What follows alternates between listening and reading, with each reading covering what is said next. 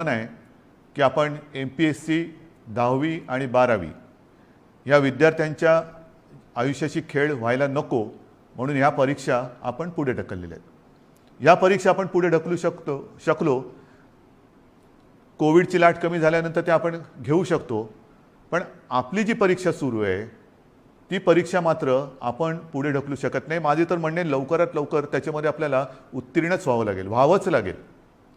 आज चहूबाजूने आपल्यावरती दडपण येते, ऑक्सिजनची कमतरता जाणवते। मी मुद्दामून आपल्याला हे सांगतोय याचं कारण की मी गेले काही दिवस समाजातील प्रत्येक घटकाला सोबत घेण्याचा प्रयत्न करतो आहे, त्यांच्याशी चर्चा संवाद करण्याचा प्रयत्न करतो आहे, सगळ्यांचं एकमत करण्याचा प्रयत्न करतो आहे। साहजिकच आहे मतमतांतरही असणारच, पण ही मतमतांतरं किती काळ आपण चर्चा करत बसायची? चर्चा निष्पन्न काहीच नाही।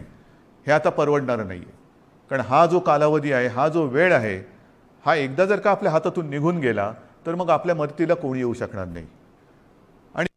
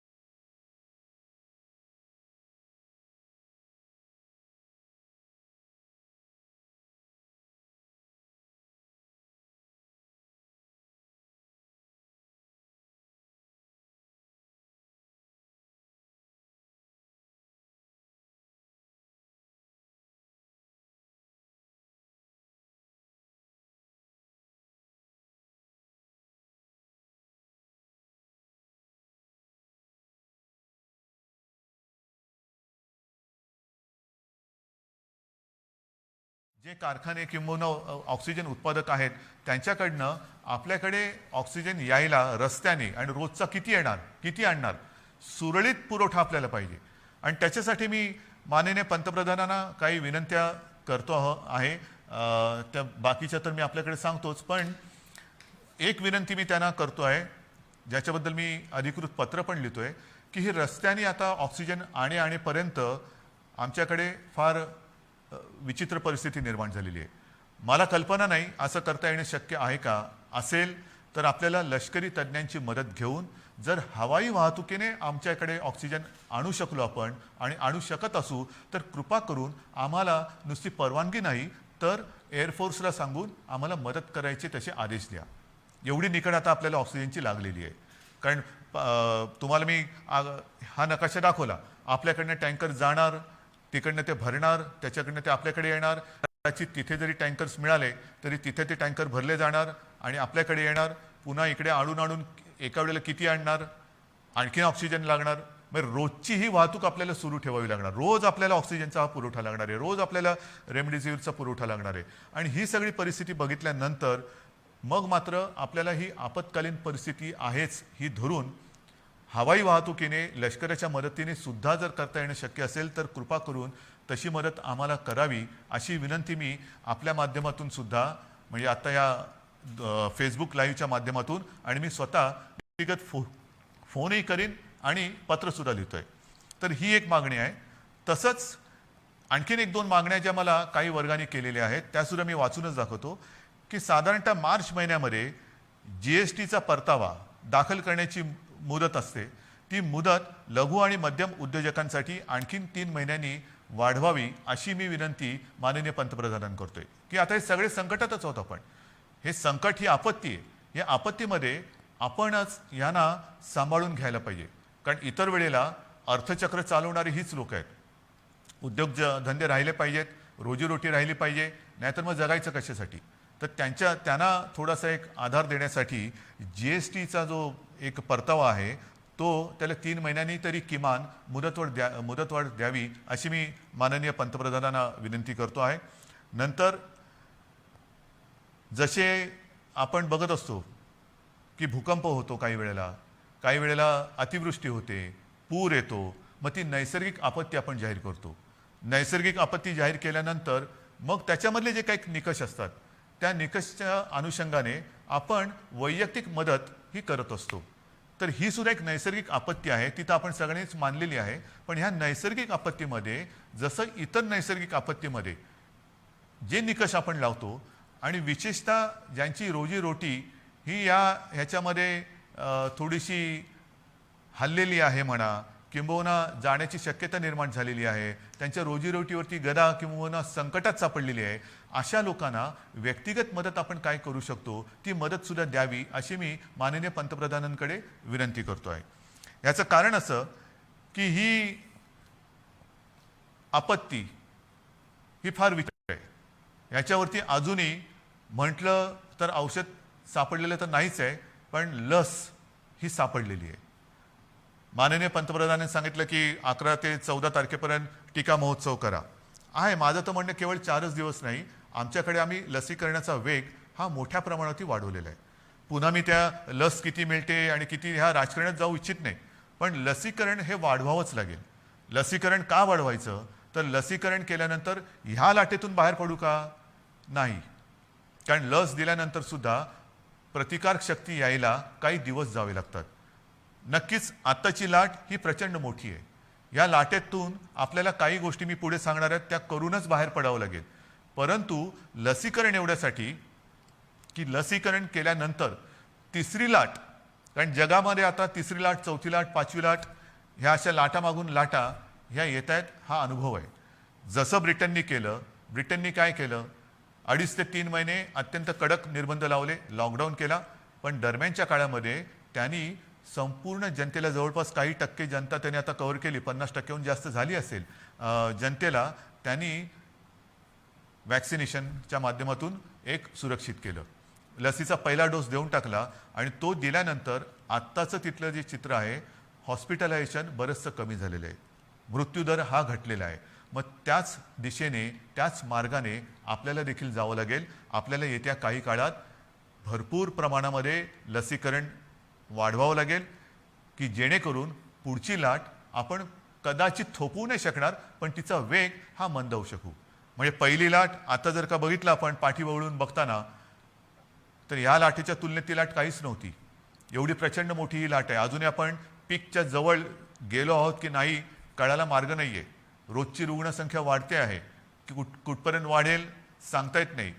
एक वेगळेपण मी आपल्याला सांगतो की गेल्या वर्षी सुद्धा जेव्हा कोविडची सुरुवात झाली तेव्हा साधारणतः आपण एक चित्र समोर ठेवत असतो की आज एवढी रुग्णसंख्या आहे, तर 15 दिवसानंतर रुग्णसंख्येत किती वाढ होईल, रुग्णवाढ किती होईल, महिन्याभरानंतर रुग्णवाढ किती होईल, आणखीन अशीच रुग्णवाढ राहिली, हाच वेग राहिला तर किती दिवसात किती रुग्णवाढ होईल.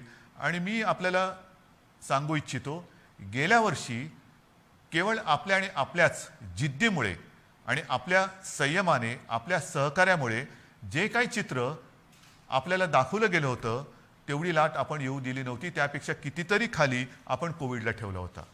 म्हणजेच काय, आपण एकदा हे करून दाखवलेलं आहे. होय, एकदा आपण हे करून दाखवलेलं आहे, कोविडवरती नियंत्रण मिळवून दाखवलेलं आहे.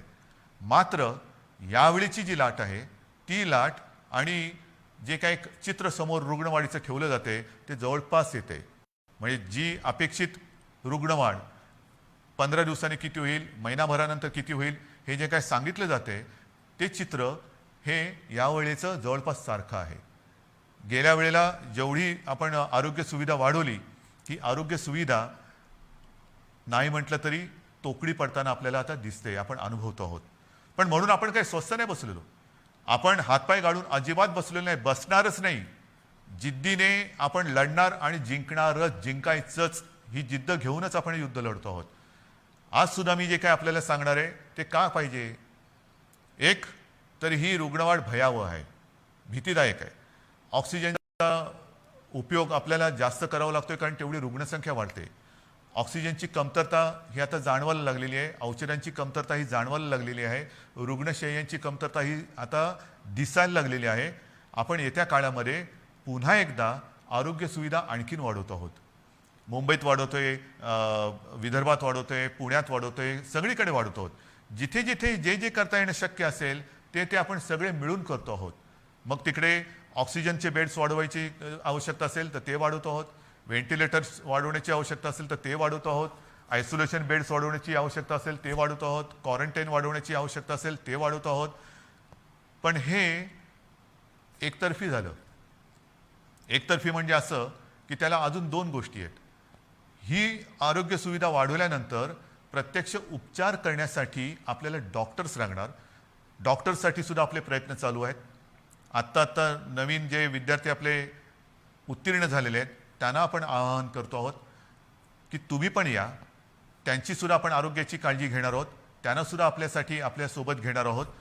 त्याचबरोबरीने मी जसं गेल्या वर्षी एक आवाहन केलं होतं की निवृत्त झालेले काही डॉक्टर्स किंवा डॉक्टर कधी तसे निवृत्त होतच नाहीत, पण परिचारिका असतील, आरोग्य कर्मचारी असतील, त्यांनासुद्धा मी आवाहन करतो आहे की तुम्हीसुद्धा पुन्हा एकदा ह्या महाराष्ट्रावरती कोसळलेल्या नैसर्गिक संकटात मदतीला, नुसतं मदतीला नाही मी म्हणत, लढायला पुढे या, लढण्यासाठी पुढे या. सर्व स्वयंसेवी संस्था आहेत, सेवाभावी संस्था आहेत, व्यक्ती आहेत, त्यांनासुद्धा मी आवाहन करतोय की आता वेळ आलेली आहे, तुम्हीसुद्धा या. जे जे आपण करता येणं शक्य असेल आणि जे जे तुम्ही करू शकाल ते करण्यासाठी आणि हे युद्ध जिंकण्यासाठी तुम्ही सरकारच्या सोबत या. बांधवांनो आणि भगिनीनो, ही उणी काढण्याची वेळ नाही आहे. मी गेल्याही वेळेला सांगितलं होतं, सर्व राजकीय पक्षांना पुन्हा एकदा आवाहन करतो आहे की उणी काढत बसू नका. आता जर का उणी काढत बसलो तर महाराष्ट्र आपल्याला माफ नाही करणार. राजकारण आपण वृत्तपत्रात वाचलं की माननीय पंतप्रधानांच्या समवेत झालेल्या व्हिडिओ कॉन्फरन्समध्ये सुद्धा मी त्यांना हीच विनंती केली की देशातील सर्व प्रमुख राजकीय नेत्यांना एकत्र बोलून व्हिडिओ कॉन्फरन्सच्या माध्यमातून सर्वांना सांगा की आत्ता राजकारण बाजूला ठेवा. हे फार मोठं संकट आहे. आपण एकत्र येऊन जर का लढलो नाही, जर आपण याला साथ म्हणत असू तर आपण सुद्धा एक साथ आलो पाहिजे, एक साथ लढलं पाहिजे, तरच या साथीवरती आपण विजय मिळवू शकतो. आणि म्हणून ही सगळी परिस्थिती आपल्याला सांगितल्यानंतर नाईलाजाने मला काही गोष्टी ह्या थोड्याशा बंधनात्मक आपल्याला करावायला लागणार आहेत. आणि मला खात्री आहे की हे जे निर्बंध आपण लावतो आहोत हे केवळ आणि केवळ आपल्यासाठी आहेत. मला आनंद होतोय असं कृपा करून समजू नका. मी गेले महिनाभर साधारणतः याची कल्पना देत आलेलो आहे की असं नाही झालं तर काय होईल, तसं नाही झालं तर काय होईल. आपण तसं म्हटलं तर बराचसा वेळ चर्चेमध्ये आणि विचारविनिमयात घालवलेला आहे. आता मात्र कडक पावलं उचलण्याची आवश्यकता आणि ती वेळ तो क्षण आलेला आहे. मग काय करायचं? मी एकदम काही लॉकडाऊन असं म्हणत नाही आहे, पण काही निर्बंध हे साधारणतः त्या सदृश्य आहेत.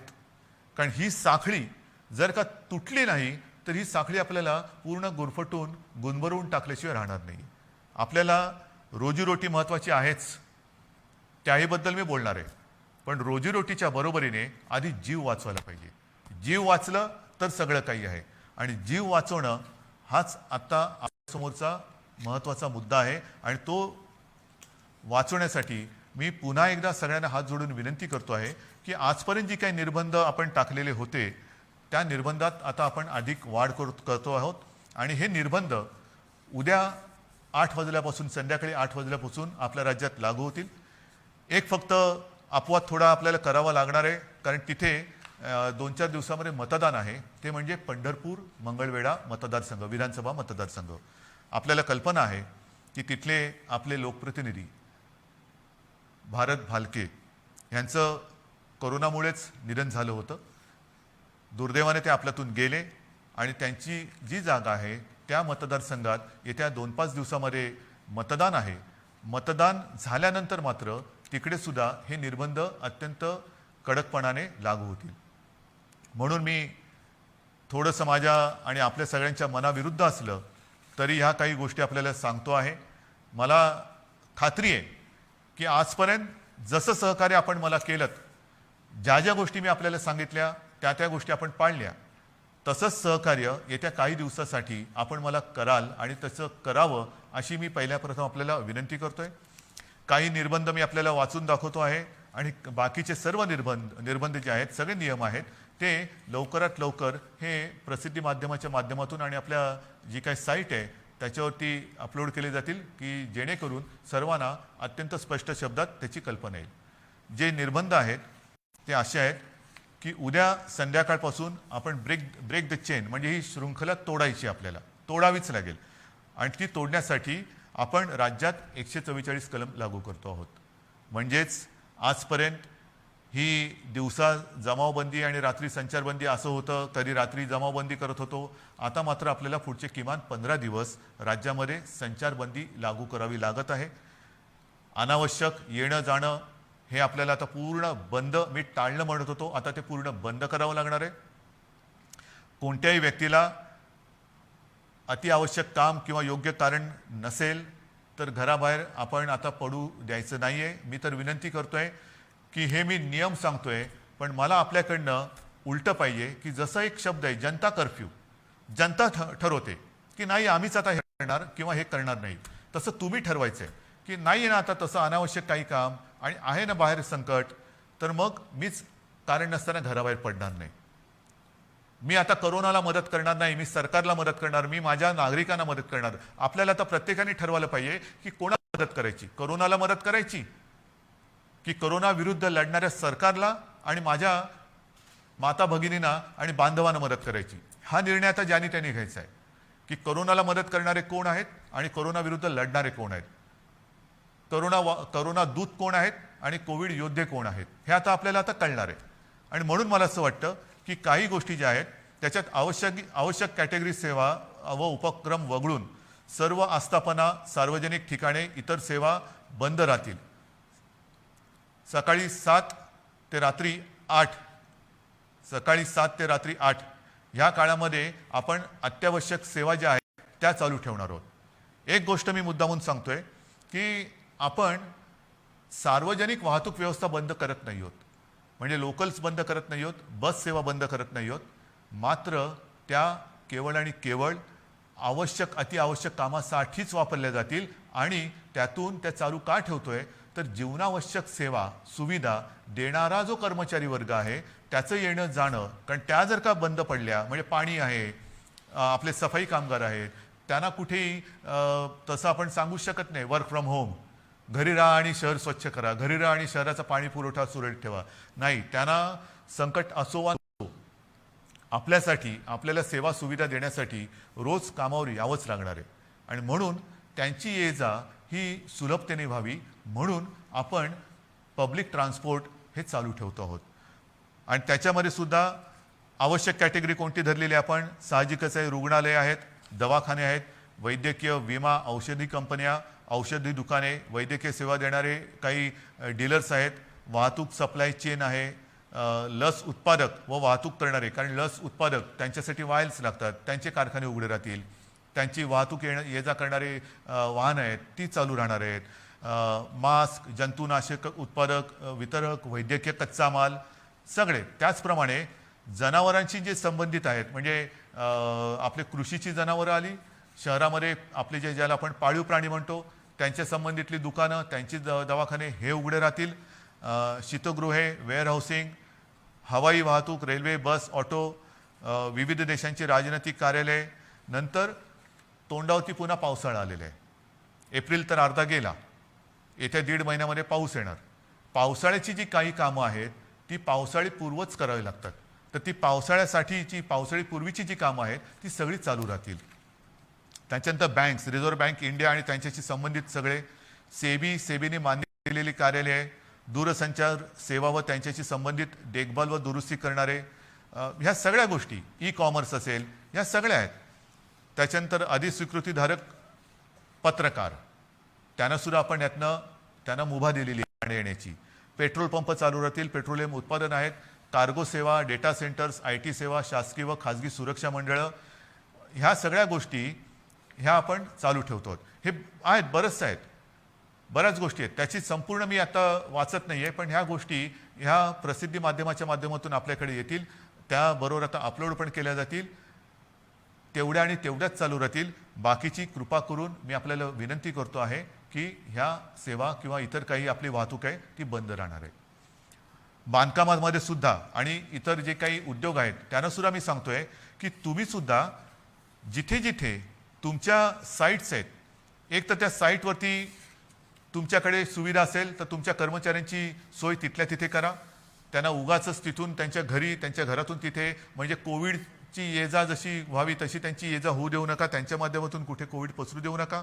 त्यांच्या आरोग्याची खबरदारी घ्या. जर का करायची तुमच्या कॅम्पसमध्ये सुविधा नसेल, पण काही उद्योग असे आहेत की त्यांनी त्यांच्या कर्मचाऱ्यांची एक वसाहतच वसवलेली आहे. ठीक आहे, तो कारखान्यात येईल, तिथून त्याच्या वसाहतीत जाईल, तिथून पुन्हा इकडे.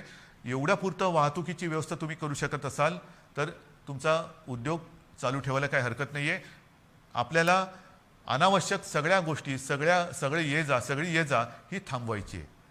म्हणून कृपा करून अनावश्यक गोष्टी ज्या आहेत त्या टाळायला पाहिजे. आता हॉटेल्स, रेस्टॉरंट यांना सुद्धा आपण त्यांच्यावरती पूर्वीप्रमाणेच निर्बंध असतील आणि टेक अवे व होम डिलिव्हरी एवढंच करता येईल. कर्मचाऱ्यांना लसीकरण आता हे बंधनकारक आहे. रस्त्यावरच्या खाद्य विक्रेत्यांना सुद्धा त्यांना आपण का परवानगी देतोय की अनेक गोरगरीब असे आहेत की ज्यांच्याकडे एकेका खोलीत ते 5-5, 7-7, 8-8 लोक राहतात. एका खोलीत एवढे लोक राहतात, त्यांच्याकडे स्वयंपाकघराची सोय नाही. मग बाहेर त्यांना खावं लागतं आणि मग ते खाणार कुठे? जर रेस्टॉरंट्स आणि इतर ज्या काही गोष्टी आहेत त्यांना आपण टेकअवे घरी पार्सल नेण्यासाठी परवानगी देत असू, तर रस्त्यावरच्या खाद्य विक्रेत्यांना सुद्धा सकाळी 7 ते रात्री 8 या वेळेमध्ये तिथल्या तिथे नाही, त्यांनी सुद्धा ते पॅक करून जो कोणी गोरगरीब येईल त्याला ते देण्याची व्यवस्था करावी. आपल्याला गर्दी टाळायची आणि अनावश्यक वाहतूक तर नाहीच पाहिजे. ह्याच्यामध्ये आवश्यक सेवेसाठी लागणारे उत्पादन करणारे उद्योग हे पूर्ण क्षमतेने चालू ठेवण्यात येतील आणि या उत्पादनांची निर्यात करणारे उद्योग सुद्धा चालू ठेवण्यात येतील. आपल्याला ह्या सगळ्या गोष्टींची मी कल्पना देतो आहे. आता हे झाल्यानंतर काही गोष्टी अशा आहेत की बाबा हे सगळं तुम्ही निर्बंध सांगितले, मग आमच्यासाठी तुम्ही काय करणार? रोजीरोटीचं काय? मी मगाशी आपल्याशी बोलताना बोललो की माननीय पंतप्रधानांना आपण सांगतो की नैसर्गिक आपत्तीत व्यक्तिगत लाभ जसे आपण देऊ शकतो त्या अनुषंगाने काही लाभ ह्या नैसर्गिक आपत्तीत द्यावे अशी माझी विनंती आहे. मात्र राज्य सरकार म्हणून अन्न सुरक्षा जी आपली योजना आहे त्या योजनेअंतर्गत जे सगळे लाभार्थी आहेत या लाभार्थ्यांना प्रति व्यक्ती 3 किलो गहू आणि 2 किलो तांदूळ याप्रमाणे 1 महिना आपण आता मोफत धान्य देणार आहोत पुढच्या 1 महिन्यासाठी. म्हणजे कुठेही आपण त्यांची कदाचित रोजी ही मंदावली असेल पण रोटी थांबू देत नाही आहोत. त्यांच्यासाठी अन्नधान्याची व्यवस्था आपण करतो आहोत आणि याच्यामध्ये नोंद केलेले जे आपल्याकडे लाभार्थी आहेत त्यांची संख्या साधारणतः 7 कोटी आहेत. म्हणजे 7 कोटी जे आपले नागरिक आहेत ह्या वर्गात मोडणारे, त्यांना आपण पुढच्या महिन्यामध्ये म्हणजे आजपासून जेव्हापासून ही बंधन उद्यापासून सुरू होतील 1 महिना प्रत्येकी 3 किलो गहू आणि 2 किलो तांदूळ याप्रमाणे 1 महिना मोफत आपण धान्य देणार आहोत. तसंच आपल्याला सर्वांना कल्पना आहे सरकार आल्यानंतर आपण 10 रुपयात शिवभोजन थाळी ही गोरगरिबांसाठी सुरू करण्याची योजना जाहीर केली. ती जाहीर केली, योजना सुरू झाली आणि कोविड आला. मग काय करायचं? तर ही योजना कोविड आल्यानंतर आपण 10 रुपयाची जी एक शिवभोजन थाळी होती ती 5 रुपयावरती आणली आणि साधारणतः मी तोही आकडा सांगितलेला आहे. आतापर्यंत काही कोटी लोकांनी ह्या थाळीचा लाभ घेतलेला आहे. आता आपण ही शिवभोजन योजना जी आहे, ही जी थाळी आहे ती 10 रुपयाची थाळी आपण 5 रुपयात केली होती. आता पुढचा 1 महिना शिवभोजन आपण मोफत देणार आहोत. 2 लाख थाळ्या जवळपास आपण रोज देतो. ह्या 2 लाख थाळ्या म्हणजे हे शिवभोजन आपण हे मोफत देणार आहोत गोरगरिबांसाठी. म्हणजे सांगतात ना की तुम्ही लॉकडाऊन करताय पण रोजीरोटीचं काय? तर रोजी थोडीशी मंदावणार आहे. मी पुन्हा एकदा सांगतो, मला कल्पना आहे, पण रोटी कुठे आपण थांबू देत नाही. ही संपूर्ण व्यवस्था, हा सगळा जो काय मी भार नाही म्हणत, हे कर्तव्य जे आहे ते कर्तव्य आपलं सरकार हे समर्थपणाने सांभाळणारच.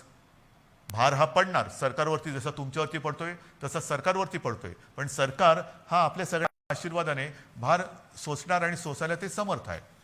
त्याचप्रमाणे आणखीन काही योजना आहेत. मी आता हे वाचतो. संजय गांधी निराधार योजना, श्रावणबाळ आणि केंद्र पुरस्कृत इंदिरा गांधी राष्ट्रीय वृद्धापकाळ निवृत्ती वेतन योजना, इंदिरा गांधी राष्ट्रीय विधवा निवृत्ती वेतन, इंदिरा गांधी राष्ट्रीय दिव्यांग निवृत्ती वेतन योजना या 5 योजनेतील लाभार्थ्यांना 2 महिन्यांकरता प्रत्येकी 1000 रुपये आर्थिक सहाय्य आपण आगाऊ देतो आहोत, म्हणजे आधी देतो आहोत, नंतर नाही, आत्ता आधी देतो आहोत.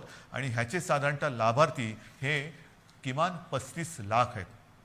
म्हणजे वरती मी जसं सांगितलं तुम्हाला की दारिद्र्य रेषेखालील कुटुंब आहेत, काही निराधार महिला आहेत, वयोवृद्ध आहेत, दिव्यांग आहेत, असंघटित क्षेत्रातील नागरिक आहेत, कामगार आहेत, रिक्षाचालक आहेत, आदिवासी समाज यांच्यासाठी आपण 3 किलो गहू आणि 2 किलो तांदूळ ही योजना जाहीर केली. शिवभोजन आपण पुढचा महिनाभर मोफत देतो आहे. त्याच्यानंतर आता ह्या योजना त्याच्यात जो 1000 रुपयांचा जो देणं असतं आपण ते आगाऊ देतो आहोत आणि त्याच्यात 35 लाख लोक आपण त्यांना एक नाही म्हटलं तरी आधार देतो आहोत. नंतर महाराष्ट्र इमारत व इमारत कामगार कल्याणकारी जे मंडळ आहे त्या मंडळामध्ये राज्यातील नोंदणीकृत बांधकाम कामगार जे आहेत त्यांना 1500 रुपये हे 1500 रुपये आपण अर्थसहाय्य देतोय प्रत्येकी. म्हणजे त्याच्यामध्ये साधारणतः 12 लाख पुन्हा लाभार्थी आहेत जे आपल्याकडे नोंदणीकृत आहेत.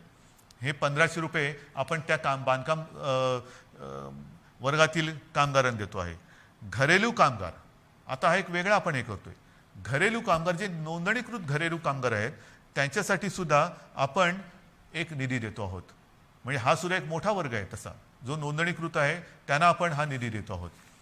त्याच्यानंतर आता पुन्हा तळहातावरती पोट हे ज्यांचं आहे तोच हा वर्ग आहे. त्याच्यामध्ये आणखीन थोडा वर्ग बाकी आहे तो म्हणजे अधिकृत फेरीवाले. अधिकृत फेरीवाले आहेत. या फेरीवाल्यांसुद्धा आपण एका वेळचे 1500 रुपये प्रत्येकी देतो आहोत.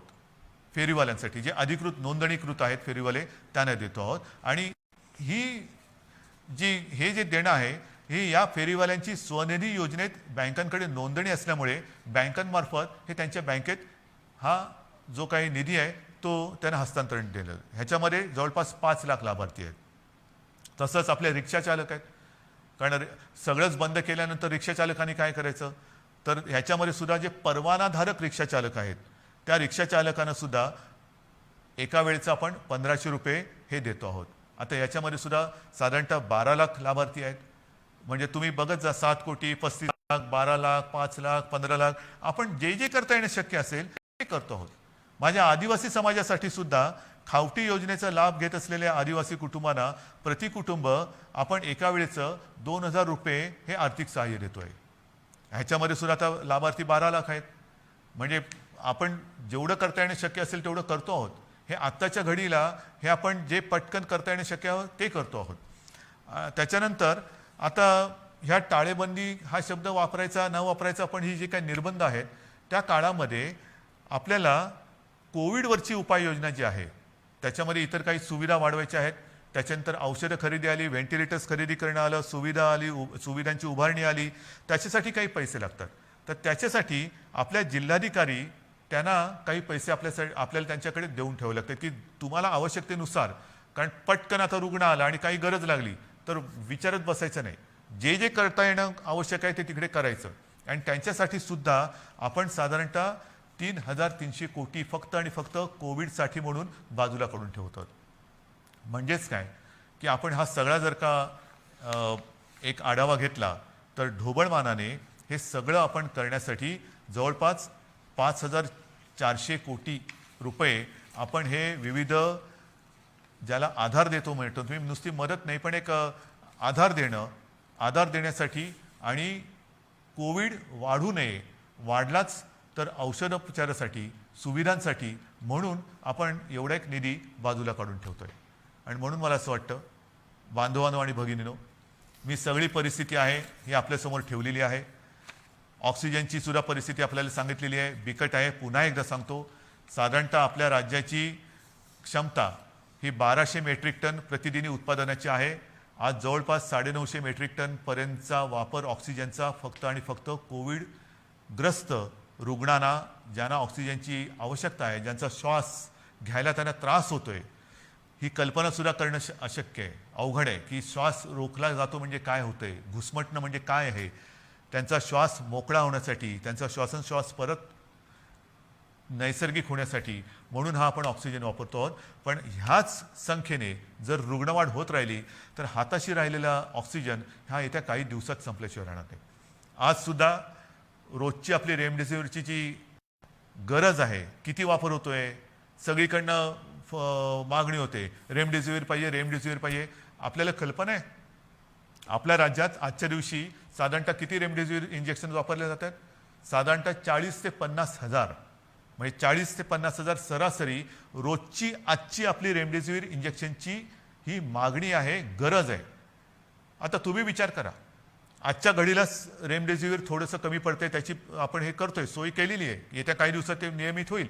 पण जर काही रुग्णसंख्या रुग्णवाढ अशीच राहिली, याच पटीत वाढत राहिली, तर येत्या काही दिवसामध्ये रेमडेसिवीरची आवश्यकता ही दुप्पट होणार आहे. म्हणजे जिकडे 50 हजार असेल तिकडे 1 लाख होणार आहे. 1 लाख म्हणजे अजून एवढीच रेमडेसिवीरची आवश्यकता आपल्याला आहे. हे सगळं मी अत्यंत प्रामाणिकपणाने आपल्यासमोर ठेवलेलं आहे. त्याच्यामध्ये कुठेही लपवाछपवी नाही, कुठेही अपारदर्शकता नाही. ही बंधनं केवळ आणि केवळ एक नाईलाज म्हणून आपल्याला आता ही स्वीकारावी लागत आहेत. याचं कारण की जगभराचा जो अनुभव आहे, आरोग्य सुविधा वाढवणं, लसीकरण वाढवणं, मात्र त्याच वेळेला ते वाढवण्यासाठी थोडीशी एक मध्ये आपल्याला संधी लागते.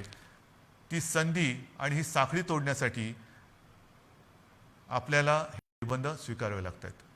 हे पूर्ण जगाने आता स्वीकारलेलं सत्य आहे. आणि म्हणून माझी आपल्याला हात जोडून विनंती आहे की ही बंधनं ही एकतर्फी टाकलेली नाही आहेत. ही बंधनं टाकण्यामागे जो उद्देश आहे तो केवळ आणि केवळ प्राण वाचवणे हाच एक उद्देश आहे.